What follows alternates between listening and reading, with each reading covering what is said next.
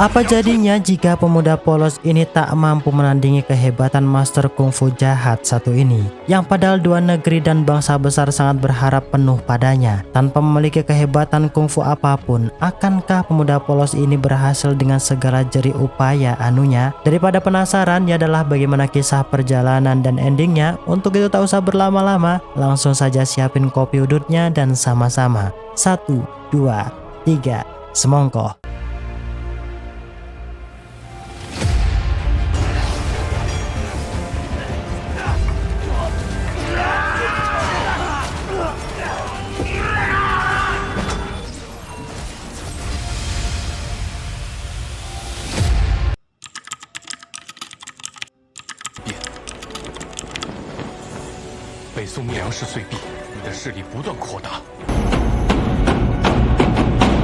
Di awal film, diperlihatkan pasukan kubu selatan dan barat yang sudah bersiap dengan segala anunya untuk berperang. Tak lain mereka merupakan bangsa jin yang terkenal rakus akan sayap kekuasaan. Konon setelah berhasil mengalahkan dinasti Song, mereka mulai menargetkan kubu barat yang merupakan bangsa Mongol yang pasukannya terkenal dengan dewa anak panahnya.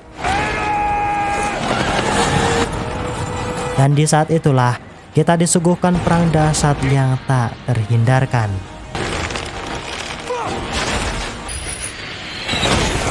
Di bawah kekuasaan dan pimpinan Raja Khan, terlihat bangsa Mongol lebih unggul dan berhasil menumbangkan pasukan bangsa Jin. Karena tak mau rugi besar, akhirnya pasukan bangsa Jin memutuskan mundur begitu saja. Di sela-sela inilah pasukan Mongol bertemu dengan seorang pemuda yang dianggap mencurigakan. Terlihat dari sekian anak panah yang mereka lesatkan, sama sekali tak mampu mengenainya. Nah, dari sini kita diperkenalkan pemeran utama, yang mana pemuda ini bernama Gao Jing. Karena pernah tumbuh besar di Mongolia, pasukan tersebut seketika pergi meninggalkannya. Ternyata kedatangan Gao Jing di sini untuk mencari kekasih pujaan hatinya yang bernama Huang Rong. Dengan melihat mayat berjatuhan itulah ngebuat Gao Jing ingat akan kisahnya dahulu, yang mana setengah hidupnya ia habiskan pergi bersama Huang Rong menimba ilmu kungfu dengan 7 orang aneh di Jianan. Selama itulah Gao Jing yang awalnya hanya pemuda lemah dan tak bisa bela diri apapun, saat itu semangatnya memuncak, belajar tekun segala jurus kungfu untuk melindungi orang yang dicinta, tak terkecuali tanah kelahirannya. 7 orang aneh yang tahu jika Gao Jing punya hubungan spesial dengan Huang Rong, tentu saja mereka keras menolak, tak setuju. Sebab Huang Rong merupakan anak si Sesat Timur, seorang sesepuh master kungfu yang tersohor akan kejahatannya. Ditambah, Gao Jing juga diperingatkan untuk tak sekali-kali pergi ke Pulau Bunga Persi jika tak menginginkan mati dalam kekonyolan.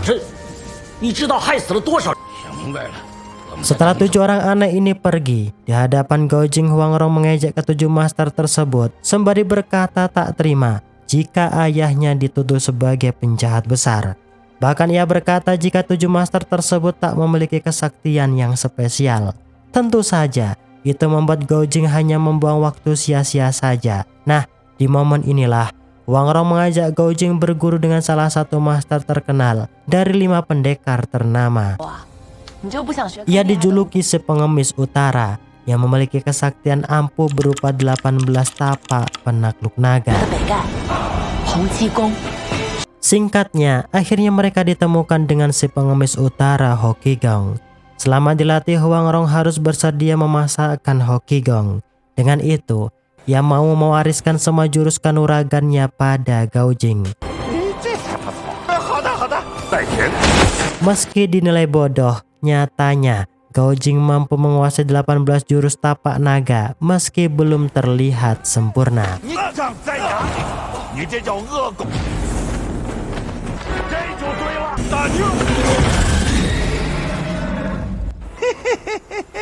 Seusai berlatih dengan Hoki Gong, Huang Rong kemudian mengajak Gao Jing bertemu ayahnya di Pulau Bunga Persi. Di sini Gao Jing juga memberikan mainan kincir angin sebagai tanda akan titik keberadaannya jika nantinya mereka terpisah. Setelah menempuh perjalanan panjang, akhirnya mereka pun sampai di Pulau Bunga Persi. Namun dengan mengejutkan, semua guru Gao Jing tewas dengan tragis. Tentu Gao Jing menganggap pelakunya tak lain Huang Yoshi sependekar sesat timur. Atas rasa amarah kecewa, Gao Jing pergi meninggalkan Huang Rong dengan dendam mencari keberadaan Huang Yoshi untuk ia bunuh.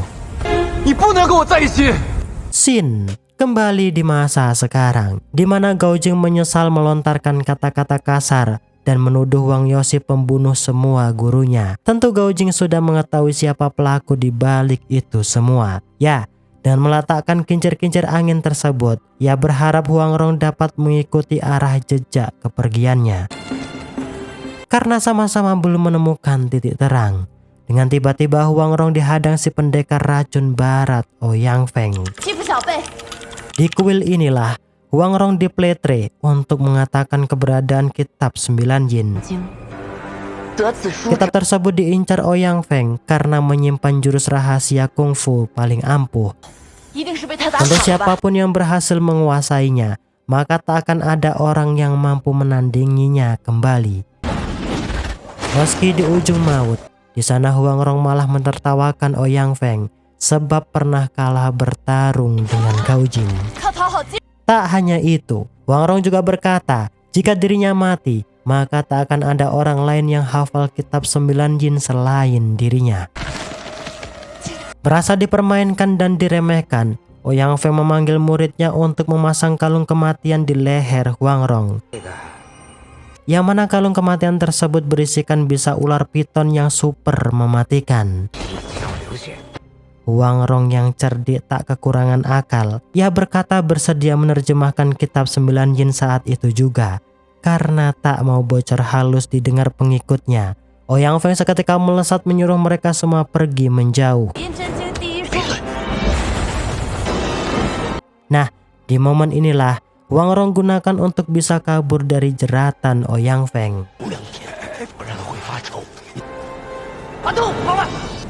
Sedangkan di sisi lain, Gao Jing melihat orang bangsa Mongol dalam ancaman salah satu pendekar bawahan Ouyang Feng, yang ternyata pendekar tersebut menyebarkan racun mematikan di hulu sungai. Tak ingin saudaranya Tao Liye dalam bahaya, Gao Jing akhirnya keluar berduel dengan pendekar tersebut.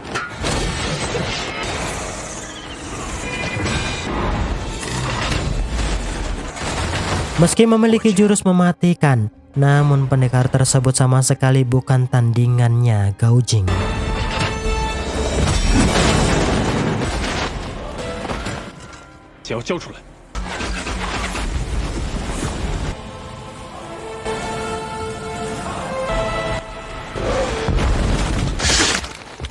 Karena tak mau hilang jejak begitu saja, terlihat Ouyang Feng dan kelima bawahannya terus melacak dan mengejar kepergian Huang Rong.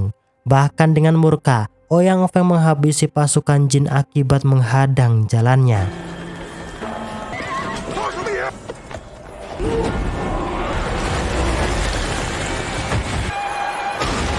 Singkat cerita, malam harinya terlihat Gao Jing ditawari sahabatnya Tao Liye untuk ikut bersamanya kembali ke Mongol, menjenguk ibunya yang selalu menanti Gao Jing. Dengan rasa berat, Gao Jing akhirnya ikut pergi bersama mereka ke Mongol. Meski belum menemukan Huang Rong, setidaknya Gao Jing sudah meninggalkan kincir angin di setiap persinggahannya.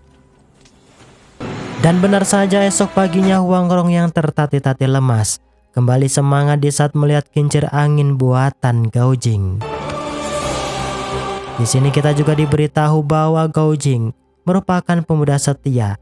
Ia berani mengorbankan nyawanya demi Huang Rong yang pada saat itu sedang terluka parah. Berkat bantuan Biksu Duan Tian itulah Huang Rong akhirnya selamat. Di situ, Biksu Duan juga menasehati mereka untuk selalu menjaga kitab 9 Yin, sebab semua pendekar di segala aliran berambisi untuk bisa mendapatkan dan menguasainya.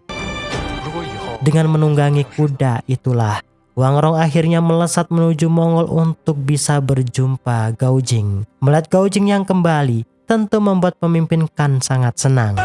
Tak lama itu, Gao Jing sungkeman pada ibunya, serta meminta maaf karena pergi terlalu lama. Dalam perjalanan inilah ternyata Ouyang Feng dan pasukannya masih tak membiarkan Huang Rong pergi. Dalam keadaan terdesak, untungnya Huang Rong berhasil diselamatkan Nona Hua, anak pemimpin bangsa Mongol yang kebetulan melintas.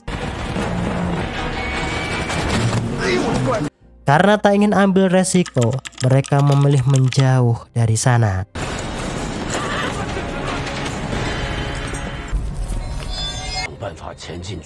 Huang Rong diberi perawatan dan ditolong Nona Hua. Bahkan Nona Hua juga berhasil melepaskan cincin mematikan di lehernya. Setelah saling mengenal inilah, Nona Hua diberi kabar jika Gao Jing sudah kembali. Tentu hal itu membuat senang, sebab ia sudah lama menaruh cinta, yang bahkan mereka juga dijodohkan oleh ayahnya untuk segera menikah. Dengan melihat bekas mendiang ayahnya Guo Xiaotian, sang ibu mengatakan pada Gao Jing, jika 20 tahun lalu ayahmu difitnah dan dihabisi petinggi dinasti Song atas hasutan orang dari dinasti Jin. Di waktu bersamaan itulah Nona Hua datang memeluk Gao Jing. Tentu saja mereka sudah akrab sejak kecil. Namun akibat jatuh rasa, di sana Nona Hua seketika bertanya akan pernikahan padanya. Sontak raut wajah Gao Jing berubah, sebab ia hanya menganggap Nona Hua sebagai konco biasa. Karena rasa kecewa inilah, Nona Hua mengobrak-abrik isi rumah yang langsung disaksikan oleh Huang Rong. Sampai sini, Nona Hua tentu belum tahu jika perempuan di hadapannya ialah kekasih Gao Jing. Dengan kesal, Nona Hua mengungkapkan jika Gao Jing masih menolak menikah dengannya, sebab ia masih cinta dengan seorang gadis dari dataran tengah. Di samping itu, mereka juga dikejutkan dengan fenomena air laut yang banyak ikan mengambang, yang tentunya hal itu merupakan tindakan Ouyang Feng yang sengaja menyebarkan racun mematikan di sana. Huang Rong yang masih dalam ancaman, di sana ia menitipkan sebuah gulungan kecil pada Nona Hua, dengan harap gulungan tersebut bisa sampai di klan pengemis. Huang Rong juga mengungkapkan bahwa klan pengemis akan siap membantu Mongolia melawan bangsa Jin. Di samping itu, Ouyang Feng senang mendapat kabar jika kedua targetnya berada di Mongolia. Ia sangat dendam pada Gao Jing sebab ia pernah kalah berduel.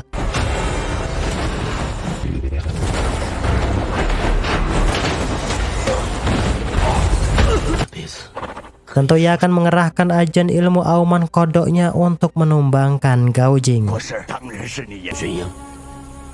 Sedangkan di aula, Tao Lia memperkenalkan kehebatan Gao Jing di hadapan para petinggi yang sekaligus kakaknya. Ia berkata jika Gao Jing memiliki ilmu perkelenikan yang bisa membunuh tanpa menyenggol lawan. Gao Jing juga bisa menjadi dukun, menyembuhkan segala jenis loro boyok.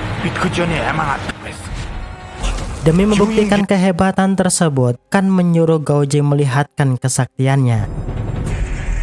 Dan benar saja, malam harinya semua lapisan pasukan berkumpul menyaksikan kesaktian Gao Jing, tak terkecuali Huang Rong yang hadir dengan menutupi wajahnya.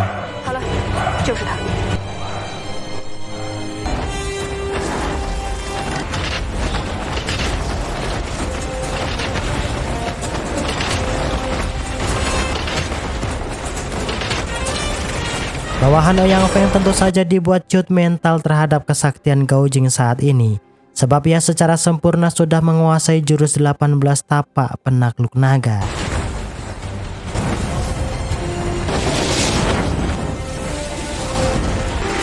Tentu, Huang Rong seketika menangis haru, sebab kesuksesan Gao Jing ada perjuangan bersama yang amat pahit mereka lalui.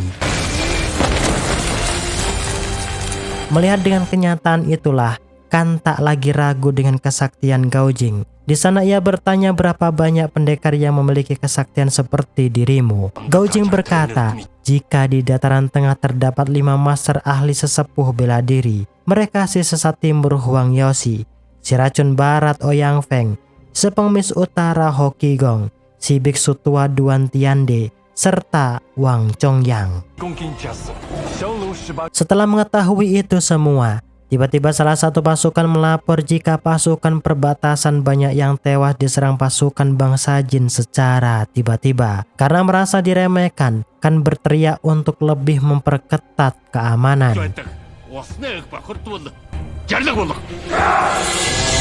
Dan benar saja, esok paginya terlihat pasukan bangsa Mongolia berlatih menunjukkan strategi perang di hadapan Gaojing. Bahkan para panglima perang yang tak suka dengan Gaojing, mereka berkata meremehkan jika trik Gaojing hanyalah mainan anak-anak biasa. Melihat strategi tersebut, ngebuat Gaojing geleng-geleng kepala sebab tak memiliki damage untuk menembus turret lawan. Hal yang sama diungkapkan penasehat Khan, jika serangan tersebut sama sekali tak pernah berhasil untuk menjebol pertahanan lawan. Karena perang sudah di depan mata, Huang Rong memberitahu Nona Hua jika Gaojing memiliki kitab strategi perang dataran barat. Nah, di waktu bersamaan inilah para klan pengemis juga datang untuk membantu Gaojing. Namun di sana Gaojing belum melihat keberadaan Huang Rong.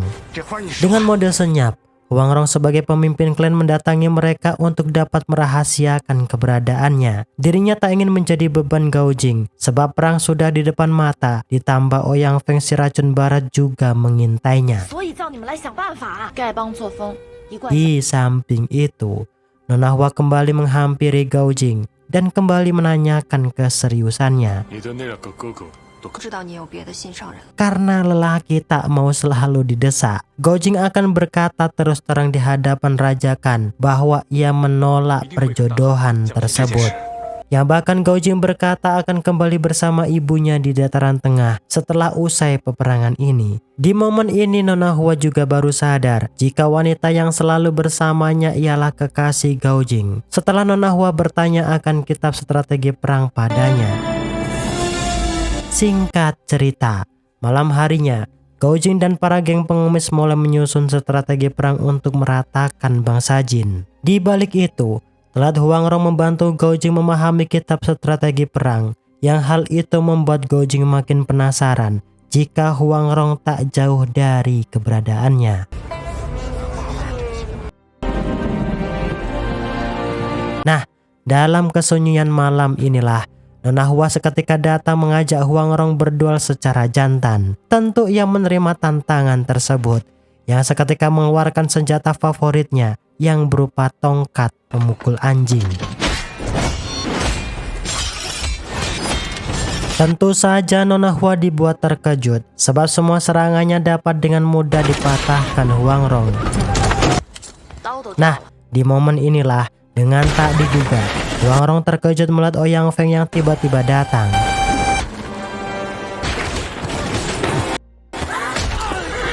Karena tak ingin Nona Hua terbunuh, akhirnya Huang Rong menyerahkan kitab acak salinan 9 yin pada Ouyang Feng.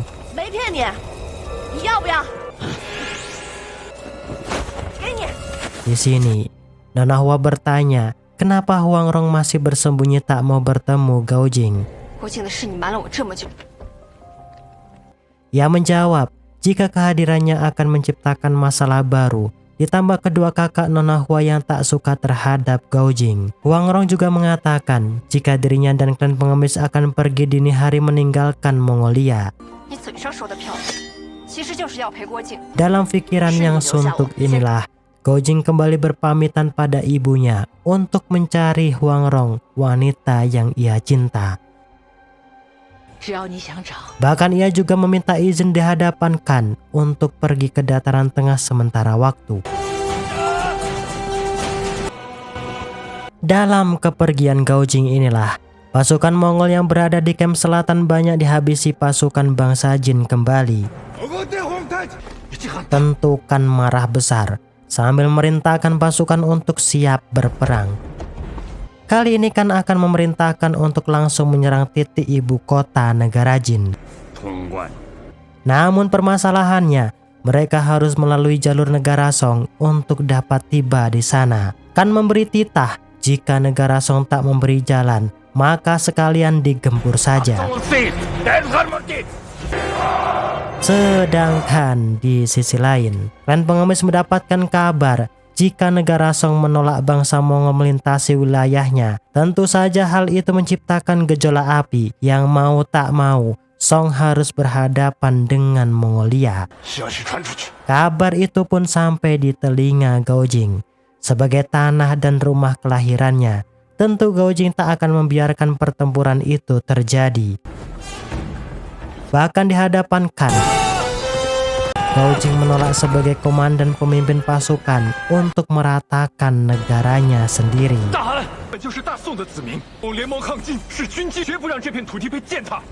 Tentu, Khan sangat murka pada Gaojing yang untungnya Wolye dapat memberikan pembelaan untuk memberikan waktu buat Gaojing berpikir 1 kali 24 jam.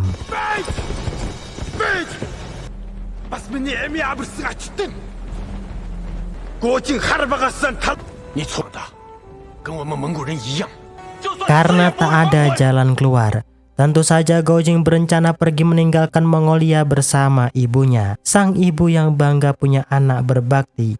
Dengan penuh rasa ikhlas, ia memilih untuk bunuh diri agar kedepannya tak menjadi beban bagi Gaojing.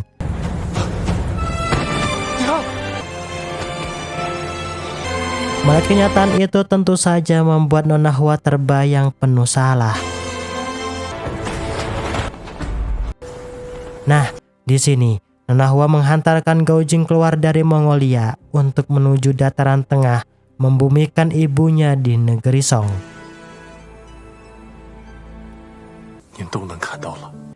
Singkat cerita, esok harinya terlihat pasukan negeri Song mulai menuju perbatasan ibu kota untuk melawan pasukan Mongolia. Nah, dalam momen inilah Gaojing akhirnya berjumpa dengan kekasih pujaan hatinya, Huang Rong.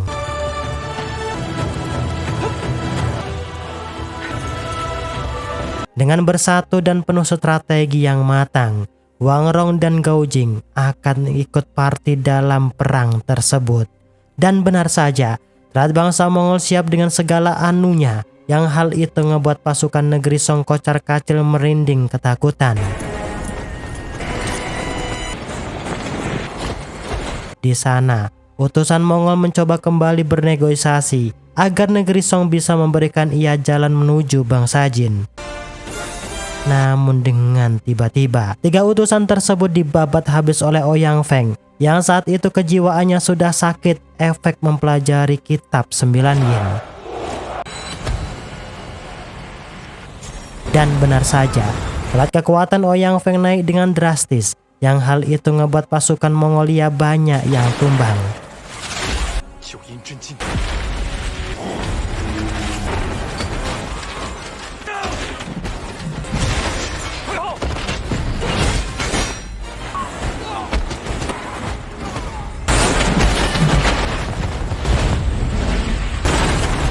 Gaojing yang tak ingin raja kan dalam bahaya.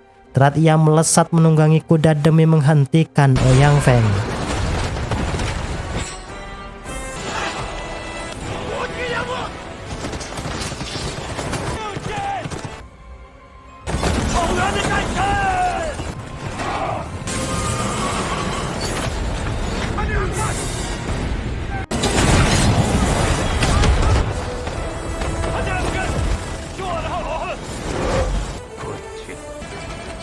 Karena perduelan yang bahaya inilah, Gaojing memerintahkan pasukan Mongolia untuk mundur menjauh.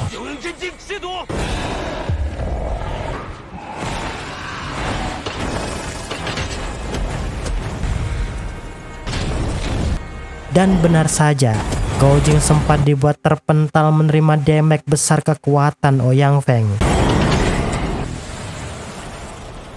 Dalam posisi terdesak inilah, untungnya Gaojing berhasil menghempaskan jurus naga pelahap dewa. yang membuat Ouyang Feng terpojok.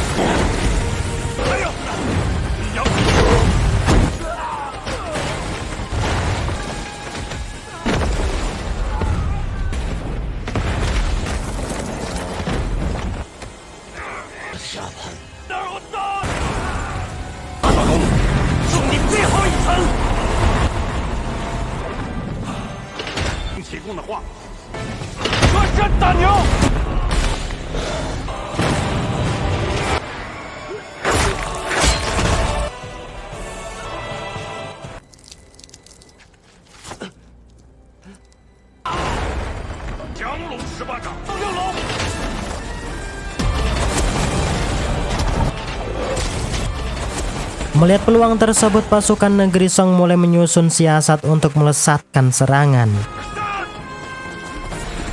Dalam keadaan yang genting, untungnya Huang Rong berhasil menyandra Jenderal Li yang merupakan biang keladi peperangan itu. Yang bahkan, Gou Jing juga berhasil menghentikan pasukan Mongol yang hendak melesatkan serangan panah.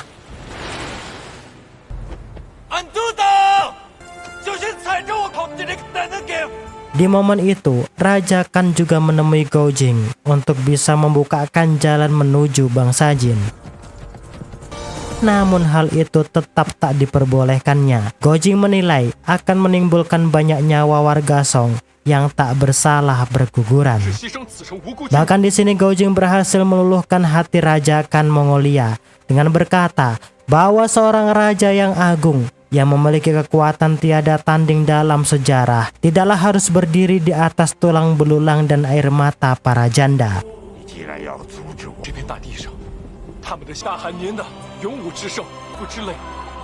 Pahlawan sejati tak akan pernah menaklukkan yang tak bersalah. Pahlawan sejati dialah yang menjaga negerinya dengan penuh kasih sayang. Hal itu Gou Jing ungkapkan meski negeri Song sendiri mengkhianati ayahnya, membuat sengsara ibunya, bahkan menjadikannya hidup dengan kesengsaraan. Hingga pada akhirnya, hal yang tak pernah diduga-duga pun terjadi, yaitu film pun berakhir. Oke, terima kasih untuk kalian yang menonton video ini sampai beres. Lo orang hebat, apa kontribusimu hidup sejauh ini? Jadalah, saya Mimin Nasi Film pamit undur diri karena mau ngebayar kopi di warung Mbok Darmi. Saya Mimin Nasi Film, bye-bye.